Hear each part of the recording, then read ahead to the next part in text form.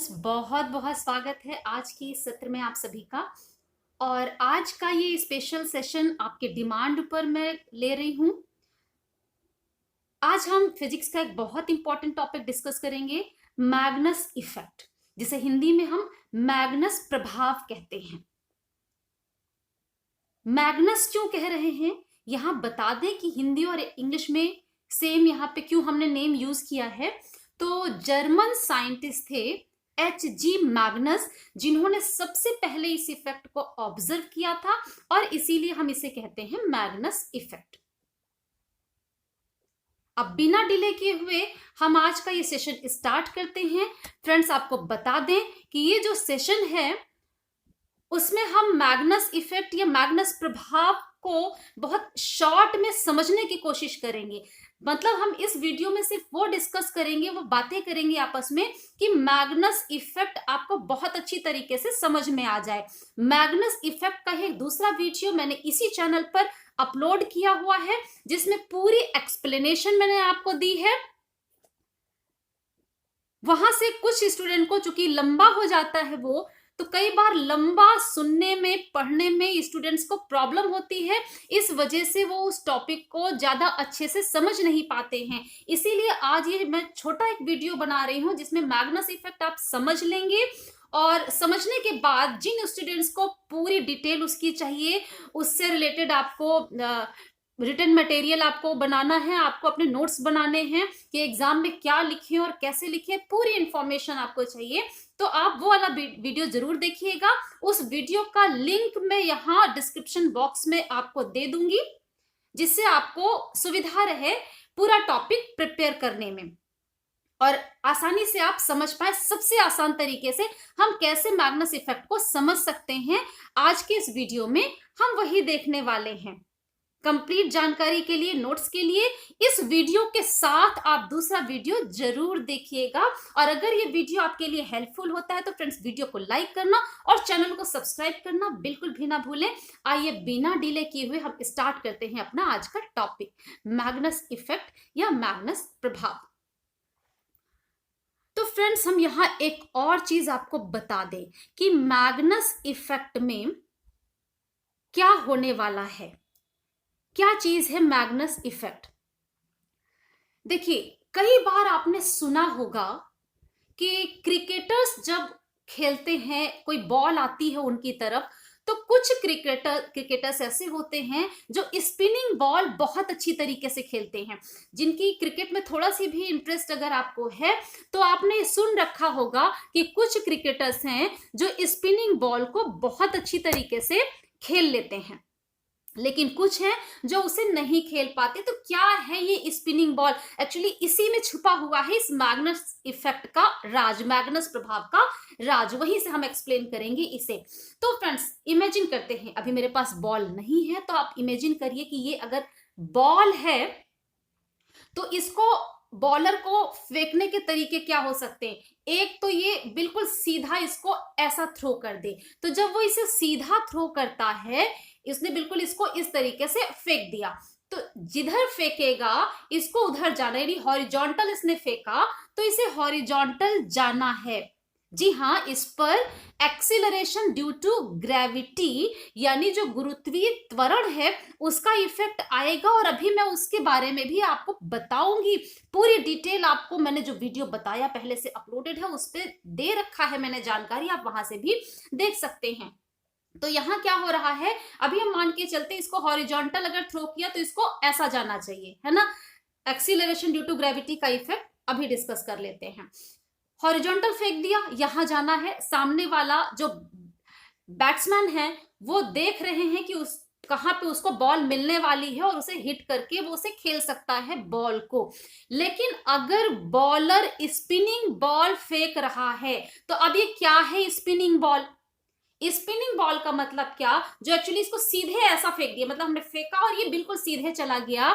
इसी के साथ एक और काम उसको करना है, वो क्या है, जब बॉल को फेंकेगा, मतलब ऐसे सीधे ना फेंक कर उसे क्या करना है, अपने हाथ को थोड़ा सा ऐसे घुमा देना है। अब जैसे ही वो हाथ को ऐसे ट्विस्ट करेगा तो ये हॉरिजॉन्टल जाने वाली बॉल में हॉरिजॉन्टल मोशन के साथ साथ एक और इफेक्ट आ जाएगा, और वो क्या होगा, ये बॉल अपनी जो इसका सेंटर ऑफ मास से एक्सेस जाएगी। यानी इसका अगर यहां कहीं, हर बॉडी का एक सेंटर ऑफ मास होता है, बॉल के सेंटर पर सेंटर ऑफ मास होगा, तो उस सेंटर ऑफ मास से ये एक्सेस है, यहां पे इसकी एक्सेस होगी। देखिए बॉल को इधर हॉरिजॉन्टल फेंका जा रहा था, तो इस हॉरिजॉन्टल डायरेक्शन से परपेंडिकुलर एक्सेस ली जा रही है यहाँ पे। क्यों? क्योंकि बॉल को ऐसे स्पिन कराया, तो इधर जानी थी हॉरिजॉन्टल, साथ में हमने ऐसे ट्विस्ट करा दिया, तो अब यहां से जो एक्सिस होगी,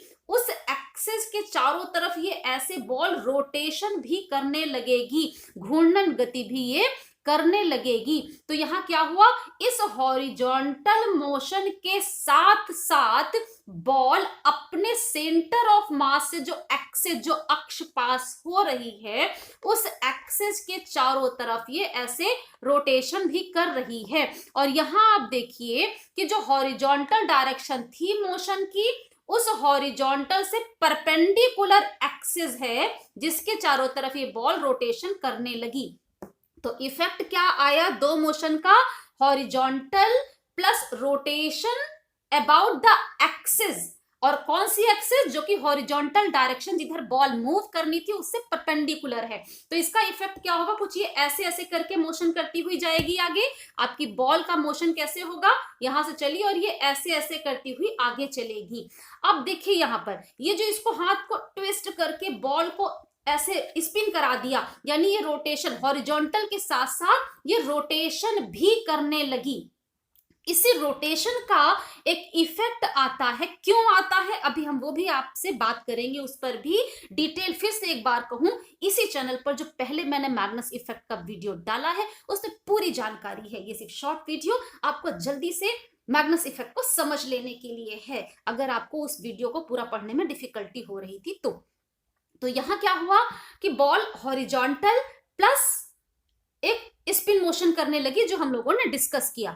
तो उसका इफेक्ट क्या होता है कि जो बॉल है इसके ऊपर प्रेशर बढ़ जाता है और नीचे प्रेशर कम हो जाता है।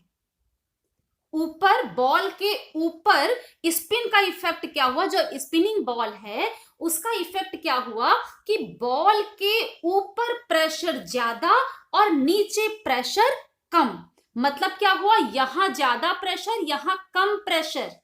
तो क्या होगा, या इसमें ऊपर और नीचे में लेटरल डायरेक्शन में प्रेशर डिफरेंस आ गया, दाब का अंतर आ गया। अब सोचिए यहां ज्यादा और यहां कम, यानी एक नेट प्रेशर नीचे की तरफ लगेगा बॉल पर। और प्रेशर मतलब force per unit area, pressure मतलब फोर्स पर यूनिट एरिया, दाब बराबर बल बटा क्षेत्रफल। तो यहां इसका इफेक्ट क्या हुआ, प्रेशर यानी फोर्स पर यूनिट एरिया। तो इसका मतलब क्या हुआ, यहां प्रेशर डिफरेंस है, इसका मतलब क्या है, एक नेट फोर्स बॉल पर नीचे की तरफ लगने लग जाएगा। अब जिधर फोर्स लग रहा है, अगर बिना स्पिन की बॉल सीधी जा रही थी, लेकिन स्पिन कराते ही क्या हुआ, बॉल के ऊपर प्रेशर ज्यादा और नीचे प्रेशर कम, जिसकी वजह से ऊपर से नीचे की तरफ इस बॉल पर एक फोर्स लगने लग जाएगा। उस फोर्स का इफेक्ट क्या होगा कि जो इसको सीधे ऐसे जाना चाहिए था, जिधर आपने थ्रो किया था तब जा रही थी बिना स्पिन के, तो स्पिन कराने पर जैसे ही ऊपर से नीचे की तरफ एक फोर्स लगेगा, उस फोर्स का इफेक्ट क्या होगा कि जहां इसको जाना था वहां ना जाकर के किसी और जगह पर पहुंच जाएगी, जहां पहुंचने की बैट्समैन ने सोचा नहीं था, जो स्पिनिंग बॉल नहीं खेल पा रहा था। यानी वो सोच रहा था यहां आएगी, बट ड्यू टू स्पिन, यानी जो ये ऐसे रोटेशनल मोशन भी साथ में कर रही, घूर्णन गति भी जो कर रही है, उसकी वजह से बॉल के ऊपर और नीचे में प्रेशर डिफरेंस आ गया, दाब अंतर आ गया, जिसका प्रेशर डिफरेंस का क्या इफेक्ट हुआ कि इस पर एक नीचे की तरफ फोर्स लगने लगा। तो जहां एक्चुअली बिना स्पिन के इसको जाना चाहिए था, तो स्पिन करने की वजह से उस जगह ना जाकर ये अपना रास्ता बदल के दूसरी जगह, यानी यहां की बजाय ये नीचे चली गई। तो बैट्समैन को ये स्पिनिंग बॉल को खेलने में दिक्कत होती है, उसे सीखना पड़ता है, प्रैक्टिस करनी पड़ती, पहचाने की कहां पे उसके आने की चांस हैं। तो यही इफेक्ट कि स्पिन कराते ही जहां बॉल को जाना चाहिए था वो रास्ता छोड़ करके जो दूसरी जगह पर चली जाती है, इसी इफेक्ट को कहते हैं मैग्नस इफेक्ट, मैग्नस प्रभाव। और इसको एक्सप्लेन करने के लिए बर्नौली थ्योरम का यूज करते हैं, हाइड्रोलिक लिफ्ट का यूज करते हैं। तो यहां आपने देखा कि मैग्नस इफेक्ट को अगर हमें एक्सप्लेन करना है तो हम कैसे उसे, आपने समझ लिया क्या है मैग्नस इफेक्ट। अब उसे एक्सप्लेन करने के लिए हम बर्नौली थ्योरम कैसे यहां पर यूज करेंगे, हम वो भी शॉर्ट में आपको बता दें। और शॉर्ट में यहां पे हम आपको हाइड्रोलिक लिफ्ट भी बता देंगे। जी हाँ, पूरी जानकारी नोट्स बनाने के लिए जो पहले मैंने वीडियो दिया है उसमें आपको सब कुछ मिल जाएगा। तो इस वीडियो से फ्रेंड्स आपको मैग्नस इफेक्ट तो समझ में आ गया होगा कि जो क्रिकेटर्स होते हैं वहां ये इस इफेक्ट को ऑब्जर्व किया गया है। H.G. मैग्नस साइंटिस्ट थे जिन्होंने सबसे पहले इसे ऑब्जर्व किया था। अब हम लोगों ने यहां पे क्या देखा कि एक हमने बॉल लिया और इस बॉल को अगर हम हॉरिजॉन्टल थ्रो करते हैं फ्रेंड्स, तो ये बॉल आगे बढ़ती हुई इधर कहीं इसको जाना चाहिए था। लेकिन अब हमने क्या किया कि इसको सीधे, अच्छा सीधे जब जा रही तो क्या होगा, बॉल आपकी जब आगे चलेगी, बॉल आपकी आगे बढ़ेगी तो आगे की एयर जो है पीछे की तरफ रश करती, पीछे की तरफ ही भागेगी। जहां बॉल ने जगह छोड़ी, आप भी जब दौड़ते हैं तो जब आप आगे बढ़ते हैं तो एयर जो है जहां हमने पीछे जगह छोड़ी वहां जाती है। यानी बॉल जब आगे चलेगी तो एयर बॉल से पीछे की तरफ जाएगी। यानी अगर हम यहां पे एयर की बात करेंगे, जो एयर की डायरेक्शन है हम उसकी बात करें तो कैसे होगा, ये बॉल थी, बॉल आपकी आगे की तरफ जा रही है तो जितनी वेलोसिटी से बॉल आगे बढ़ रही है एयर उतनी ही वेलोसिटी से पीछे की तरफ जाएगी, जो हवा है वो पीछे की तरफ जाएगी। अगर ये वेलोसिटी है v, तो ये v वेलोसिटी बॉल के ऊपर और v वेलोसिटी एयर की बॉल के नीचे हो जाएगी। इस तरीके से आपकी एयर जा रही होगी। अब हमने क्या कहा कि बॉल को स्पिन कराया, यानी हॉरिजॉन्टल मोशन जो हो रहा था, क्षैतिज जो स्थानांतरणशील गति थी, उसमें हमने उसको घूर्णन गति भी करा दिया। अब वो अपने एक्सिस के चारों तरफ रोटेशन भी कर रही है, स्पिन कर रही है। तो फ्रेंड्स आप सोचिए कि विस्कोसिटी, श्यानता आपने एक गुण पढ़ा है, वहां से आपने ये सीखा कि अगर मान लीजिए ये बॉल है ना, वहां आपने क्या देखा था, एक लेयर के ऊपर दूसरी लेयर है, अगर पहली लेयर चल रही है तो ये दूसरी लेयर को भी ड्रैग करेगी, खींचेगी अपने साथ साथ, है ना। तो श्यानता, विस्कोसिटी जो आपने पढ़ा है, उसी इफेक्ट को यहां हम देखें। अब इस बॉल में जो नई बॉल हमने लिया, इसको थोड़ी देर के लिए हम मान लें कि हमने इसको हॉरिजॉन्टल मोशन अभी नहीं दिया है, इसको हम सिर्फ ऐसे स्पिन करा दें, है ना। मान लीजिए वेलोसिटी हमने दे दिया w, इसको आपने ट्विस्ट कराया तो अपने एक्सिस के चारों तरफ ये रोटेट करने लगी। अभी इसमें हमने हॉरिजॉन्टल की बात, इस सेकेंड बॉल में हमने हॉरिजॉन्टल की बात नहीं की, ये सिर्फ रोटेशन की बात करें तो अगर हमारी ये बॉल रोटेट करती है तो इसको जो भी एयर टच कर रही थी, इस बॉल को जो भी एयर टच कर रही है वो एयर भी बॉल के साथ ऐसे ही घूमने लग जाती है, रोटेट करने लग जाती है। यानी बॉल अगर w वेलोसिटी से रोटेट करेगा तो उसको टच करने वाली एयर भी w वेलोसिटी से रोटेट कर जाएगी। और यहां एक ये बात भी कह दें कि बॉल की रफनेस जितना ज्यादा होगी, रफ समझते हैं, वो बहुत चिकना नहीं है, खुरदरा सा है, जितनी रफनेस होगी बॉल में, उस बॉल को टच करने वाली एयर उतना ही ज्यादा उसके साथ रोटेट कर पाएगी। तो फ्रेंड्स अब ये बॉल अगर रोटेशन कर रही है तो इसके साथ की एयर भी w वेलोसिटी से चली।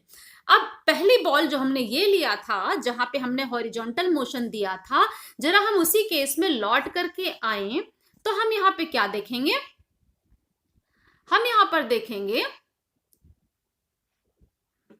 कि इसी बॉल को जो हॉरिजॉन्टल डायरेक्शन में थ्रो किया, तो हॉरिजॉन्टल थ्रो करने के साथ साथ यानी हॉरिजॉन्टल भी जाना है उसको, साथ ही हमने क्या किया, इसको थोड़ा सा स्पिन करा के रोटेशन भी करा दिया। तो ये जो v वेलोसिटी एयर की थी ये बनी रहेगी क्योंकि हॉरिजॉन्टल मोशन यहाँ पे हो रहा है। साथ ही जो इसने रोटेशन किया तो इसको टच करने वाली एयर भी इसी वेलोसिटी से, जितनी w वेलोसिटी से अगर बॉल को हमने रोटेट कराया तो ये एयर भी बॉल के साथ साथ w वेलोसिटी से इसके चारों तरफ रोटेट करेगी। अब जरा ये एरो देखिए आप, जो एयर बॉल के साथ रोटेट कर रही है स्पिन की वजह से, अगर हम उसको ध्यान से देखें, है ना, उसको आप ध्यान से देखिए तो ऊपर की तरफ, बॉल से ऊपर देखिए, यहां पर जो हॉरिजॉन्टल मोशन से एयर इधर जा रही है और रोटेशन की वजह से इधर जा रही है, यानी v पीछे की तरफ और w आगे की तरफ है। तो इसका मतलब क्या हुआ, बॉल से ऊपर एयर की नेट वेलोसिटी हो जाएगी v माइनस w, और बॉल से नीचे की तरफ अगर आप देखें तो वहां पर हॉरिजॉन्टल मोशन की वेलोसिटी है v और रोटेशन की वजह से एयर की वेलोसिटी है w। जो वायु का यहां पे आप वेग देख रहे हैं वो दोनों सेम डायरेक्शन में हैं, एक ही डायरेक्शन में है। तो बॉल से नीचे एयर की नेट वेलोसिटी क्या हो जाएगी, v प्लस w। अब देखिए आप, दो वेलोसिटी यानी हॉरिजॉन्टल ट्रांसलेटरी मोशन जो क्षैतिज दिशा में स्थानांतरणशील गति है वो उसकी वेलोसिटी, और जो रोटेट कर रही घूर्णन गति बॉल कर रहा है उसकी वजह से इसका वेलोसिटी यानी वेग। बॉल के ऊपर नेट वेलोसिटी एयर की क्या हो गई, v माइनस w, और बॉल के नीचे नेट वेलोसिटी कितनी हो गई, v प्लस w। यानी बॉल से ऊपर वेलोसिटी ज्यादा और बॉल से नीचे वेलोसिटी कम। इसका मतलब क्या हुआ, वेलोसिटी का डिफरेंस आया। लेकिन मैंने अभी स्टार्टिंग में आपको मैग्नस इफेक्ट बताते ही क्या कहा था, बॉल के ऊपर प्रेशर ज्यादा और बॉल के नीचे प्रेशर कम हो जाएगा। यहां तो अभी हमने निकाला कि बॉल से ऊपर वेलोसिटी कम और बॉल से नीचे वेलोसिटी ज्यादा। तो ये अब आगे की चीज, प्रेशर वाला डिफरेंस कहां से हम प्रूव करें, तो उसके लिए हम यूज करते हैं बर्नौली थ्योरम, बर्नौली प्रिंसिपल हम यूज करेंगे। तो बर्नौली प्रिंसिपल क्या कहता है, ये एप्लीकेशन ऑफ बर्नौली थ्योरम इसीलिए इसको कहते हैं क्योंकि ये एक्सप्लेनेशन मैग्नस इफेक्ट का हम बर्नौली प्रिंसिपल, बर्नौली सिद्धांत से ही देते हैं।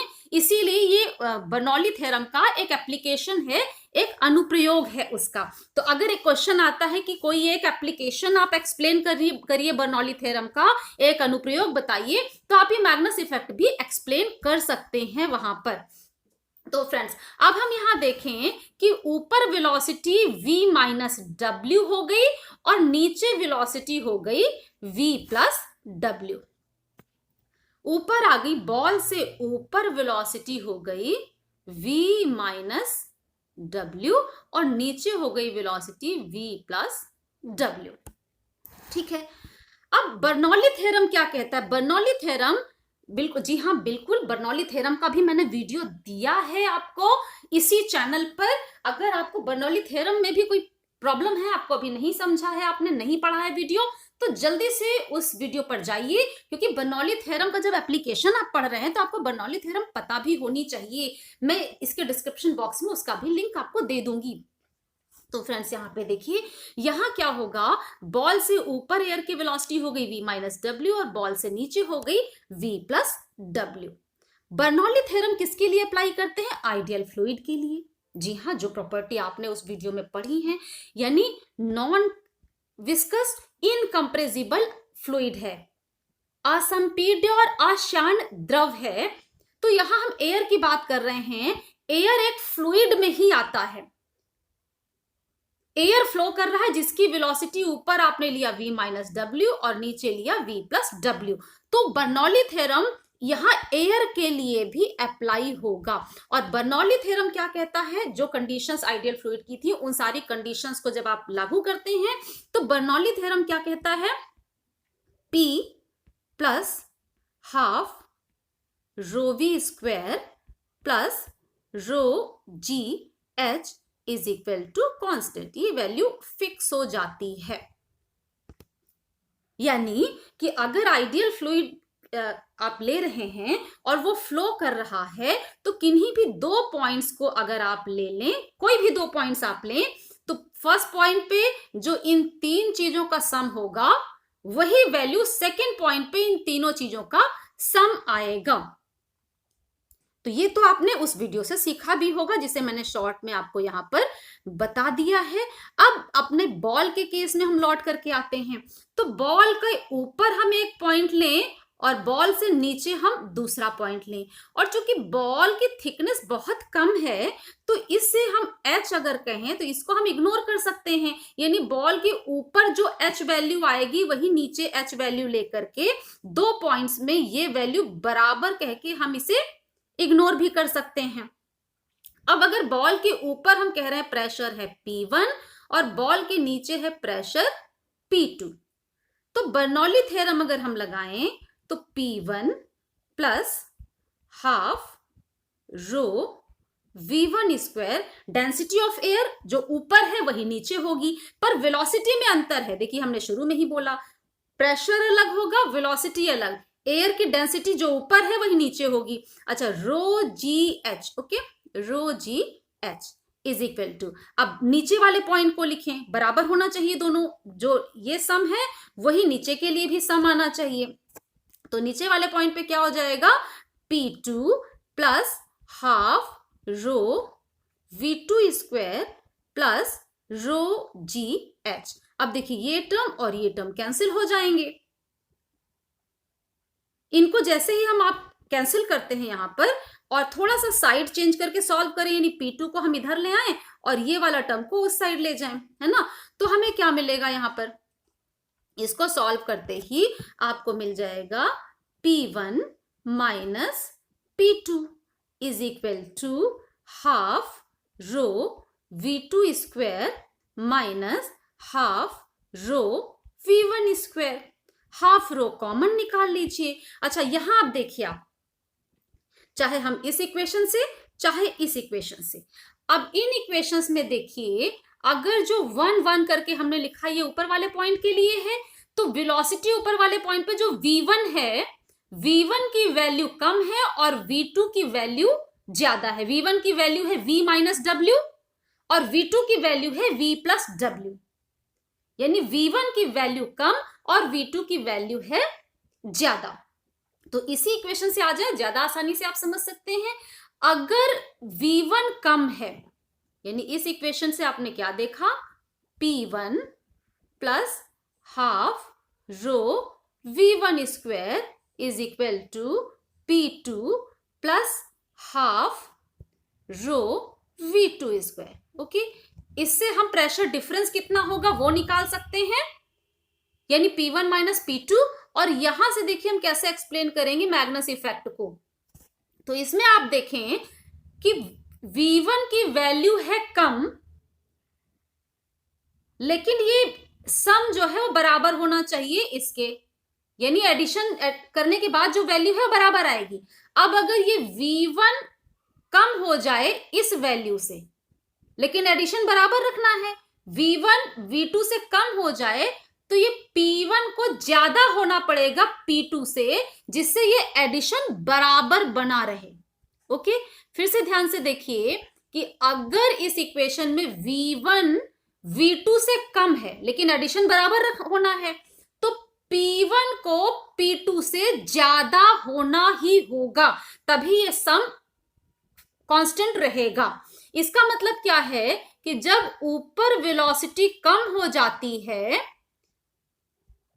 तो प्रेशर बढ़ जाता है, यानी ये P1 P2 से बड़ा होगा। इसका मतलब क्या है, बॉल के ऊपर से नीचे की तरफ एक नेट प्रेशर वर्क करेगा, और प्रेशर का मतलब क्या है, प्रेशर नेट प्रेशर है, यानी प्रेशर डिफरेंस आ गया तो नीचे की तरफ एक दबाव लगेगा। इसका मतलब क्या है, ऊपर से नीचे की तरफ एक फोर्स लगेगा, और जब इस पर फोर्स लग रहा है तो फ्रेंड्स सीधी सी बात क्या है, बॉल जो कि पहले सिर्फ हॉरिजॉन्टल जा रही थी, अब रोटेशन करने की वजह से इस पर ऊपर से नीचे की तरफ एक फोर्स लगेगा, फोर्स है तो एक्सीलरेशन होगा। तो एक्चुअली इसको जहां पहुंचना चाहिए था बिना रोटेशन किए हुए जो मोशन था उसमें, वहां ना पहुंच के किसी और जगह पर पहुंच जाती है इस फोर्स की वजह से, और इसी को हम कहते हैं मैग्नस इफेक्ट, मैग्नस प्रभाव। अब यहाँ एक और चीज बता दें, अगर हम यहाँ बार बार ये बात कह रहे हैं कि हमने इसको हॉरिजॉन्टल फेंका, तो जब आप इसके डिटेल वाले वीडियो पे जाएंगे वहां पे मैंने ये बात बोली है कि बॉल अपने जो इनिशियल पैराबोलिक पाथ है, यानी बिना स्पिन किए हुए भी वो हॉरिजॉन्टल थ्रो करने पर ऐसे नहीं जाती, बल्कि पैराबोलिक पाथ पर ही आती है। और अगर हम इसको अब रोटेशन भी करा दें तो जो इसका बिना रोटेशन का पैराबोलिक पाथ था, उस पैराबोलिक पाथ से डेविएट होकर के किसी दूसरे पोजीशन पर पहुंच जाती है। यानी सीधे फेंकने पर भी वो सीधे नहीं जाएगी, बल्कि पैराबोलिक पाथ पे ही जाती है। और जब रोटेशन होता है तो जो इसका पहले पैराबोलिक पाथ होना चाहिए था, उस पाथ को छोड़ करके ये एक दूसरे पैराबोलिक पाथ पर ही जाती है। तो फ्रेंड्स, जब हमने रोटेशन नहीं कराया तब भी ये पैराबोलिक पाथ पे ही क्यों जाती है, तो अब यहां पर हम आपको ये फिर से एक बार बता दें, जिसका भी डिटेल मैंने पहले वीडियो में दिया है, आप वहां से डिटेल देख सकते हैं उसका, कि जब अगर हम रोटेशन नहीं कराते हैं और बॉल को हॉरिजॉन्टल हमने फेंका, तो फ्रेंड्स हॉरिजॉन्टल जब फेंक रहे हैं तो हैं तो हम इसी अर्थ पर, और हॉरिजॉन्टल फेंकने के समय इस पे नीचे की तरफ एक ग्रेविटेशनल एक्सीलरेशन लगता ही लगता है। तो जब ये हॉरिजॉन्टल आपने वेलोसिटी दिया, इसको हमने नीचे की तरफ इनिशियली कोई वेलोसिटी नहीं दिया, कोई वेग नहीं दिया, लेकिन इस जी एक्सीलरेशन की वजह से नीचे वर्टिकल डायरेक्शन में जीरो वेलोसिटी से, यानी जहां इसने स्टार्ट किया मोशन वहां पर वर्टिकल डायरेक्शन में वेलोसिटी थी 0, लेकिन जैसे जैसे टाइम बढ़ेगा ये आगे जा रही है, इसकी वर्टिकल डायरेक्शन की वेलोसिटी धीरे धीरे टाइम के साथ बढ़ती चली जाएगी। और ये वर्टिकल वेलोसिटी और हॉरिजॉन्टल डायरेक्शन में कोई एक्सीलरेशन नहीं है, सिर्फ उसको हमने फिक्स वेलोसिटी से फेंक दिया है। तो हॉरिजॉन्टल डायरेक्शन की फिक्स वेलोसिटी और वर्टिकल में टाइम के साथ साथ वेलोसिटी बढ़ती जा रही है, इसका कंबाइंड इफेक्ट होता है कि बॉल पैराबोलिक पाथ पर चलती है। और अब अगर हम इसको रोटेशन भी दे देते हैं तो जिस पैराबोलिक पाथ को फॉलो करके उसको यहां आना चाहिए था, यहां ना पहुंचकर ये उससे भी थोड़ा और नीचे दूसरे पैराबोलिक पाथ को फॉलो करके पहुंचती है। तो ये है आपका मैग्नस इफेक्ट, जिसकी पूरे नोट्स बनाने के लिए आप पहले जो मैंने वीडियो दिया था उसको देखें। यहाँ एक पॉइंट और बता दें जो प्रीवियस वीडियो में मैंने डिस्कस किया, जिसपे भी क्वेश्चन आपसे पूछ लिया जाता है। मैग्नस इफेक्ट में हम डायनेमिक लिफ्ट का इफेक्ट देखते हैं, वो मैग्नस इफेक्ट में भी आ जाता है। और वो आपका जैसे एरोप्लेन किस तरीके से उड़ता है, अगर आपको ये एक्सप्लेन करना है बाय यूजिंग बर्नौली थ्योरम, तो फ्रेंड्स वही डायनेमिक लिफ्ट, एरोप्लेन का भी, एरोप्लेन कैसे उड़ता है ये एक एप्लीकेशन है बर्नौली थ्योरम की। आंधी में टीन कैसे उड़ जाती है ये भी एक एप्लीकेशन है बर्नौली थ्योरम की। इनके मैं डिटेल वीडियो कोशिश करूंगी आपको देने के लिए। यहां मैं शॉर्ट में जब डायनेमिक लिफ्ट की बात करूंगी तो मैं मैग्नस इफेक्ट और एरोप्लेन आपका कैसे उड़ता है, उसमें बर्नौली थ्योरम कैसे लगती है, और आंधी आने पर टीन की छत कैसे उड़ जाती है, ये चीजें मैं आपको शॉर्ट में यहाँ पे बता रही हूं। अगर आपको इसकी डिटेल चाहिए तो जल्दी से कमेंट में डालेंगे, जिससे मैं आपको उसका अलग से वीडियो और ज्यादा अच्छे से पूरे नोट्स के साथ दे पाऊं। यहां देखिए कि अगर हम यहाँ डायनेमिक लिफ्ट क्या है, हमने बात क्या की कि बॉल था और इसमें जब ऊपर वेलोसिटी कम और नीचे वेलोसिटी ज्यादा हो गई, तो बर्नौली थ्योरम से अभी हमने एक्सप्लेन किया कि वेलोसिटी कम का मतलब था कि प्रेशर ज्यादा, यानी ऊपर प्रेशर ज्यादा और नीचे प्रेशर कम हो गया। ये जो लेटरल डायरेक्शन में प्रेशर का डिफरेंस आ गया, यानी ऊपर यहां पे ज्यादा और ये कम हो गया, बर्नौली थ्योरम से जो हमने अभी एक्सप्लेन किया, इसी प्रेशर डिफरेंस को हम कहते हैं डायनेमिक लिफ्ट, जो ऑब्जेक्ट को किसी एक डायरेक्शन में मूव कराने लगती है। तो यहाँ पे जो लेटरल प्रेशर डिफरेंस बना बॉल के ऊपर और नीचे, ये डायनेमिक लिफ्ट है। इससे हम एरोप्लेन के केस को कैसे एक्सप्लेन करते हैं, फ्रेंड्स, एरोप्लेन में आप क्या करते हैं, एरोप्लेन को आपने सुना होगा कि जब उसे हमें एरोप्लेन को जमीन पे वो पहले रन कराते हैं, फिर वो ऊपर उठता है, यानी टेक ऑफ करना है उसको।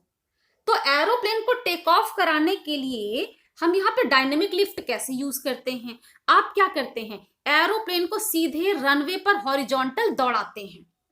जब आप एरोप्लेन को सीधे दौड़ाते हैं तो उसके विंग्स को, जो एरोप्लेन आपका है यानी एरोप्लेन है, उसके ये विंग्स होंगे, ओके।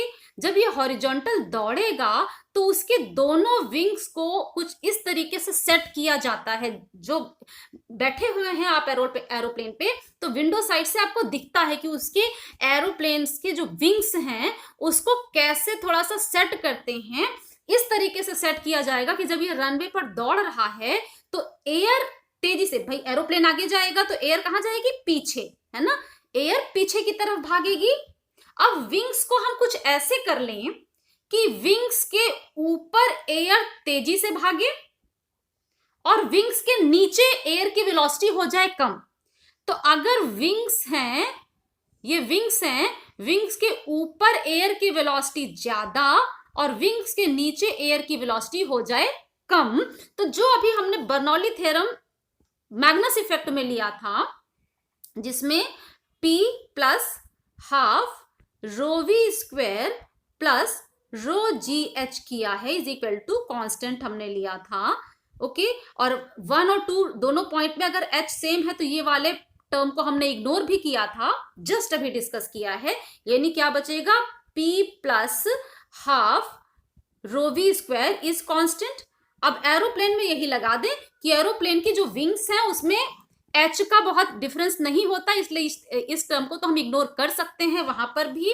अब देखिए विंग्स के ऊपर वेलोसिटी ज्यादा, यानी विंग्स को ऐसे थोड़ा सा मोड़ दिया जाता है कि जब वो रनवे पर दौड़े तो एयर जो विंग्स को टच करके पीछे की तरफ जाएगी, तो विंग्स के ऊपर वेलोसिटी ज्यादा हो जाए और विंग्स के नीचे वेलोसिटी हो जाए कम।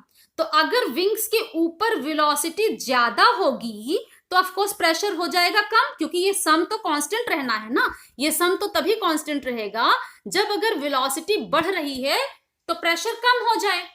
और हमने कैसे विंग्स को सेट किया कि विंग्स के ऊपर वेलोसिटी ज्यादा हो जाए, जिसका इफेक्ट क्या हुआ कि प्रेशर कम हो गया। तो विंग्स के ऊपर प्रेशर आपका कम और विंग्स के नीचे प्रेशर ज्यादा हो जाएगा, और इसका मतलब एरोप्लेन के ऊपर प्रेशर कम और नीचे प्रेशर ज्यादा। तो नीचे अगर ये हमारा एरोप्लेन है, इसके नीचे प्रेशर है ज्यादा और ऊपर है प्रेशर कम, यानी P1 कम और P2 ज्यादा। तो अब इधर की तरफ एक प्रेशर डिफरेंस लगेगा जिसकी वजह से फोर्स लगेगा और रनवे पर दौड़ता हुआ एरोप्लेन हवा में ऊपर उठ जाएगा। तो यहां जो एरोप्लेन के विंग्स के ऊपर और नीचे प्रेशर का डिफरेंस आया जिसकी वजह से एरोप्लेन उठा, उस प्रेशर डिफरेंस को हम क्या कहते हैं, डायनेमिक लिफ्ट। जैसे हमने मैग्नस इफेक्ट में प्रेशर, लैटरल प्रेशर डिफरेंस को कहा डायनेमिक लिफ्ट, इसी तरीके से आंधी आने पर टीन की बनी हुई छतें उड़ जाती हैं, बिल्कुल वहां पर भी इसी तरीके से लैटरल प्रेशर डिफरेंस बनता है और हम वहां पर भी डायनेमिक लिफ्ट को एक्सप्लेन करते हैं। तो कैसे हम वहां पे भी डायनेमिक लिफ्ट, भाई घर आपका है, ये हट बनी हुई है ना, और इस पे हम, आप ले लीजिए कोई भी घर बना हुआ है ना, इस पे हमने क्या किया, टीन की ये वाली छत लगा दी। अब आंधी आई तो घर के अंदर तो जो आंधी की हवा है वो नहीं जाएगी ना तेजी से, घर के छत के ऊपर से हवा तेजी से चलेगी और घर के अंदर हवा बहुत ही कम है, तो यहां वेलोसिटी हो जाएगी ज्यादा और यहां वेलोसिटी हो जाएगी कम। तो अभी हमने क्या देखा था, P plus half rho V square is equal to constant, क्योंकि रो जी एच यहां पर भी जीरो हम कर देंगे, रो जी एच को जैसे अभी तक जीरो किया जीरो कर देंगे, क्योंकि जो छत है इसकी मोटाई बहुत कम होती है, इसलिए ऊपर और नीचे, छत के ऊपर और नीचे एच की सेम वैल्यू आएगी, इसलिए ये कैंसिल आउट हो जाएगा दोनों तरफ से, ठीक है। इस वजह से हम इस इफेक्ट को कैंसिल कर लेते हैं यहां पर। तो अब हमारा क्या हुआ कि अगर छत के ऊपर वेलोसिटी ज्यादा और छत के नीचे वेलोसिटी है कम। तो जहां वेलोसिटी बढ़ेगी वहां प्रेशर घट जाएगा ना। तो इसका मतलब क्या हुआ, छत के ऊपर जब वेलोसिटी बढ़ी तो छत के ऊपर प्रेशर हो गया कम। जहां वेलोसिटी ज्यादा वहां प्रेशर कम।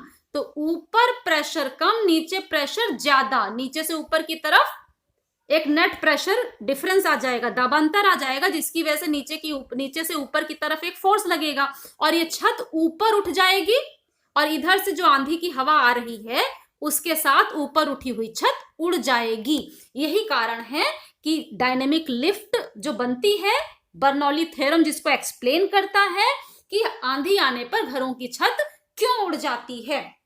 तो यहां हमने अभी शॉर्ट में तीनों आपको एप्लीकेशन बता दिए, डायनेमिक लिफ्ट भी बता दिया है। अगर इनसे रिलेटेड कोई भी जानकारी आपको और चाहिए, आप चाहते हैं कि एरोप्लेन के बारे में या घर की छत क्यों उड़ जाती है उसके नोट्स भी आपको मिले, तो फ्रेंड्स नीचे कमेंट में लिखिए, मैं कोशिश करूंगी उसका फुल वीडियो भी आपको बना करके अलग से दे दूं, जहां पे इसका और डिटेल एक्सप्लेनेशन आपको मिल जाए। आप बर्नौली थ्योरम से रिलेटेड और एप्लीकेशन भी जानना चाहते हैं तो उसको भी आप कमेंट बॉक्स में जल्दी से लिख डालिए। तो फ्रेंड्स, आज के इस वीडियो में मैग्नस इफेक्ट और उससे रिलेटेड जो भी जानकारी हमें चाहिए थी उसमें इतना ही।